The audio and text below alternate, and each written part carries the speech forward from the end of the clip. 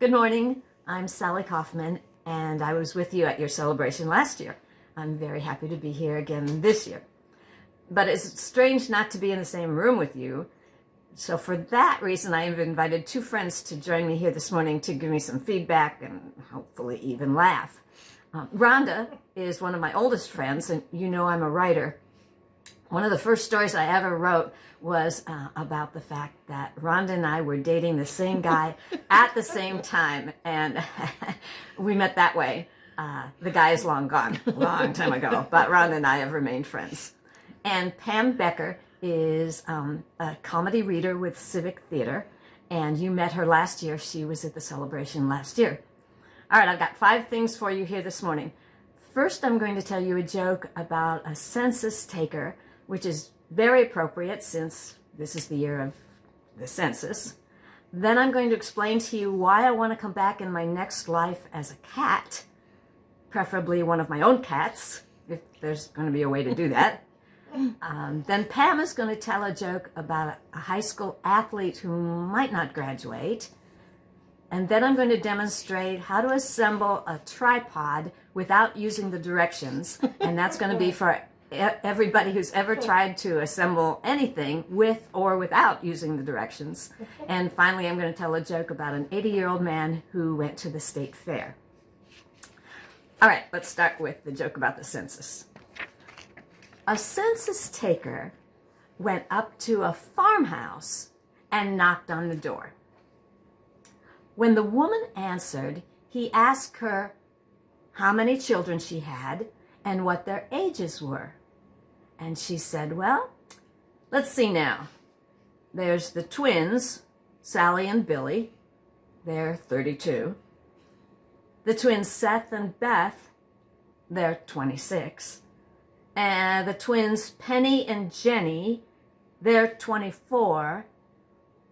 Hold on, said the census taker. Did you get twins every time? And the woman said, heck no.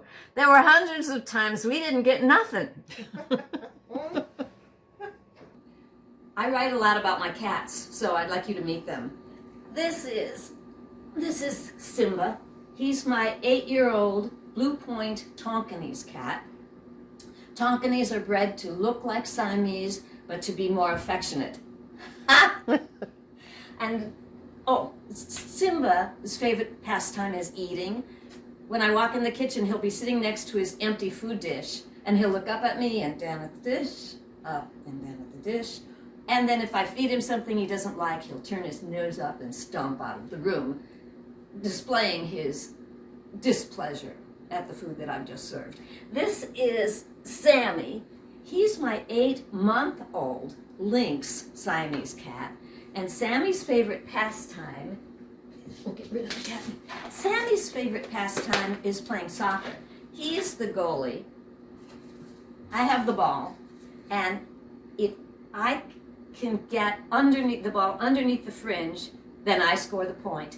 If he bats it away from the fringe, then he gets the point. All right, get under here. There, here you go. Ready? Go!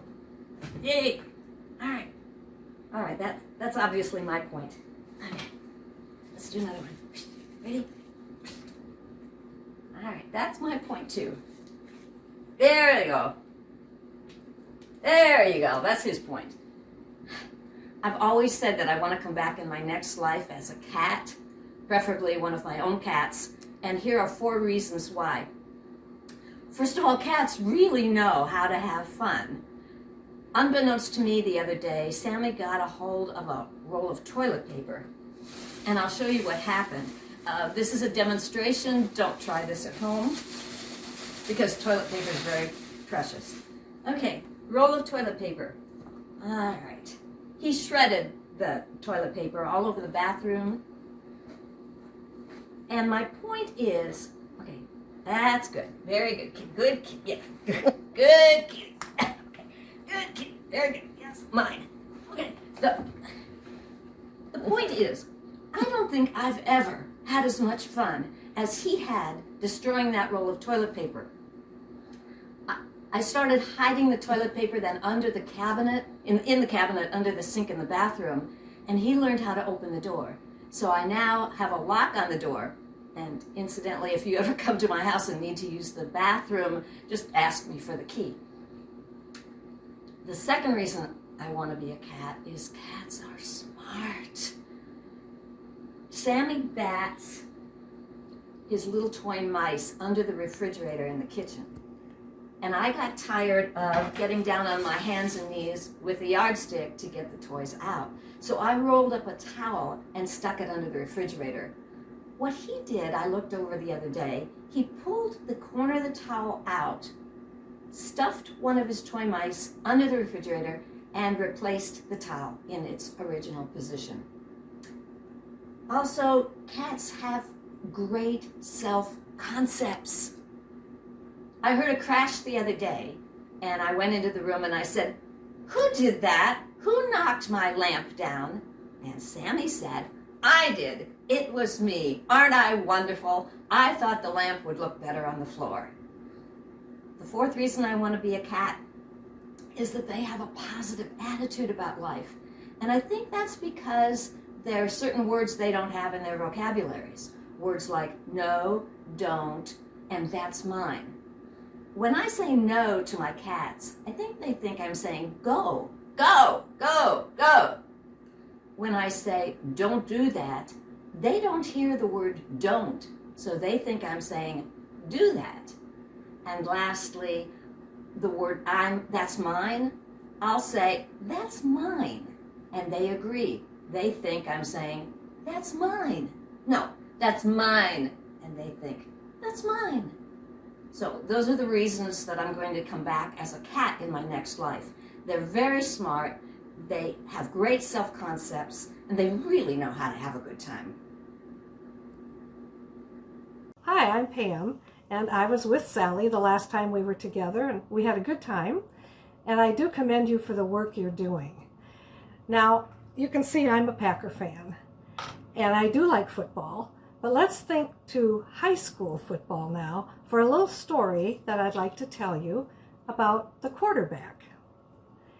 Once upon a time, there was a high school student who played quarterback for his football team. He was a great quarterback, but a really poor student. At the end of the year, he didn't have enough credits to graduate. So the students in the school had a rally, and they begged the principal to give him a diploma anyway. They were so insistent that the principal agreed.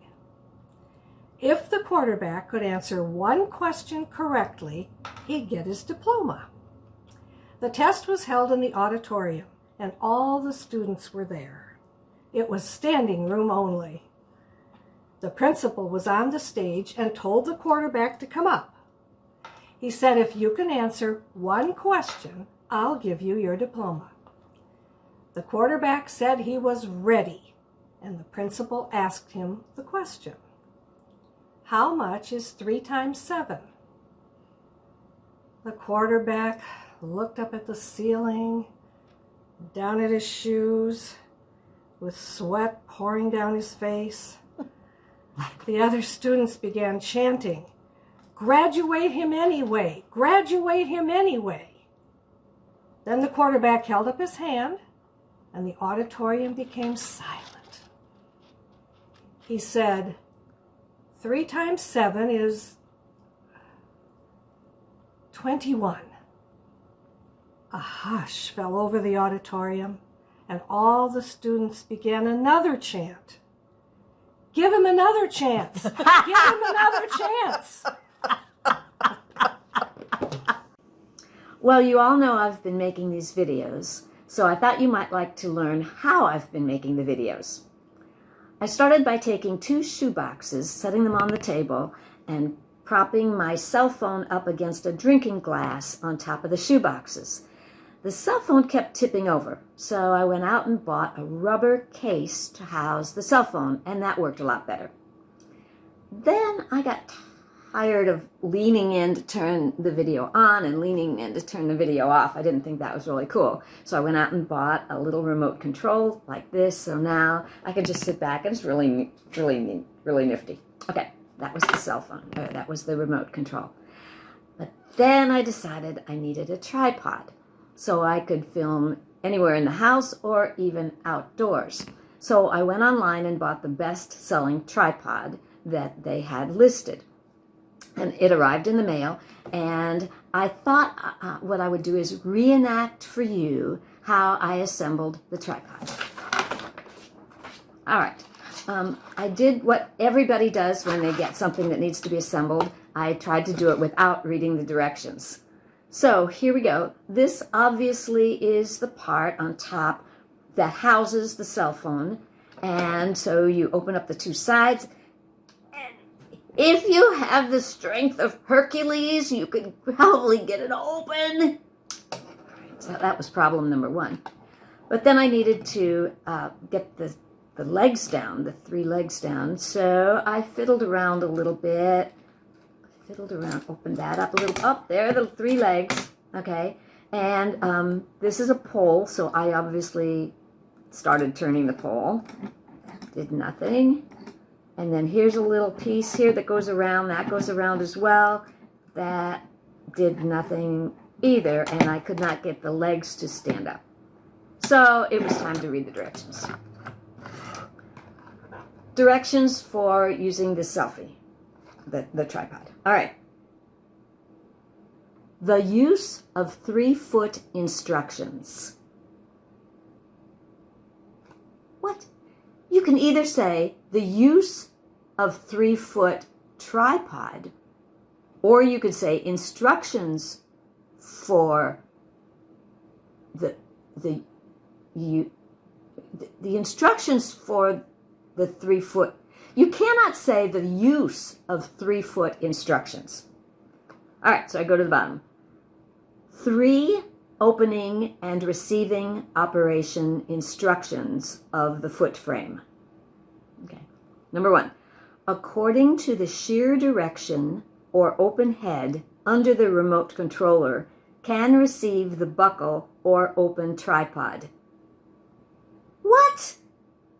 What is the shear direction? What is the open head? What is the buckle or open tripod? Number 2, open or collect the foot. Which one? Open or collect? Open or collect the foot in the direction of the cut head. What is collect? What is the cut head? And number 3, if you've made it that far, according to the shear head direction of rotation, can lock or unlock the tripod card. Again, what is the shear direction? What is the tripod card? All right, so I did the last thing I could think of. I had tried everything, so I got out my pliers. There is a knob at the bottom, so I decided I just needed to maybe just turn the knob. So I got the knob started here, and I turned the knob. This is probably going to do it. It's going to tighten the 3 legs, and that's what happened. So if you have a degree in engineering and you're looking for a challenge, I would be happy to send you all these pieces. I am going to go back to just propping my cell phone up onto shoe boxes. This is a story about a state fair. Every year, Morris and his wife Esther went to the state fair. And every year, Morris said, "Esther, I sure would like to take a ride on that airplane." And every year, Esther said, "I know you would, Morris, but that airplane ride costs $50. And $50 is $50. Well, this year, Morris and Esther went to the state fair again, and Morris said, "Esther, I'm 80 years old. If I don't take a ride on that airplane this summer, I may never get a chance again." And Esther replied, "Morris, that airplane ride costs $50, and $50 is $50. Well, the pilot overheard them, and he said, "Folks, I'll make you a deal. I'll take you up for a ride. If you both stay quiet for the entire ride, I won't charge you. But if you do make a sound, it will cost $50. Well, Morris and Esther agreed, so up they went. Well, the pilot did all sorts of twists and turns and dives and rolls. Not a word was heard. So he did all the tricks again. Still not a word was heard. When they landed, the pilot turned to Morris and said, "By golly, I did everything I could to get you to yell out, but you didn't." And Morris replied, "Well, I was going to say something when Esther fell out, but $50 is $50."